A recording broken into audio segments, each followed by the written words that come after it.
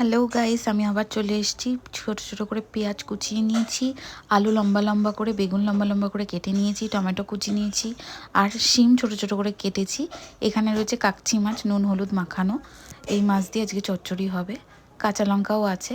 তো এখানে মাছটা ভাজা হয়ে গেছে।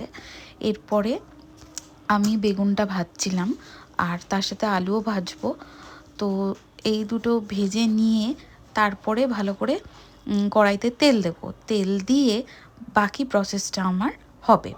তো এখানে আমি তেল, নুন, লঙ্কার গুঁড়ো, হলুদ গুঁড়ো আর কালো জিরে ফোড়ন দিয়েছিলাম, পেঁয়াজ দিয়েছিলাম কুচি করা, আর সিমটাও দিয়ে দিয়েছিলাম, আর কাঁচা লঙ্কাটাও দিয়ে দিয়েছিলাম।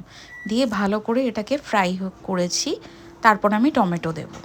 তো হ্যাঁ, এখানে আমি আমার রিয়েল ভয়েসটা দিচ্ছি। এই কারণে দিচ্ছি কারণ আমি এখানে যা যা সবজিগুলো আমি দিয়েছিলাম, মানে আলু, পেঁয়াজ, শিম ছোটো ছোটো করে কেটে, বেগুন সব কিছু দিয়ে দিয়েছি। মাছটা আমি এখনও দিইনি, কারণ মাছটা আমি লাস্টে দেবো। এটাকে আমি ভাজা ভাজা হতে দেবো একদম। কালো জিরে দিয়ে আমি অ্যাকচুয়ালি এটা কাঁচা লঙ্কা দিয়ে পেঁয়াজ দিয়ে আমি ফোড়নটা মানে ইয়েটা দিয়েছিলাম আর কি, তেলে দিয়েছিলাম। তো এটা ভাজা ভাজা হোক।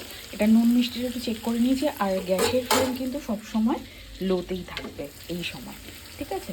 এটা হয়ে যাক। হয়ে গেলে আমি লাস্টে মাছটা দেবো, আর ওপর থেকে দিয়ে দেবো একটুখানি ধনেপাতা কুচি। ব্যাস, আমার রান্না কমপ্লিট।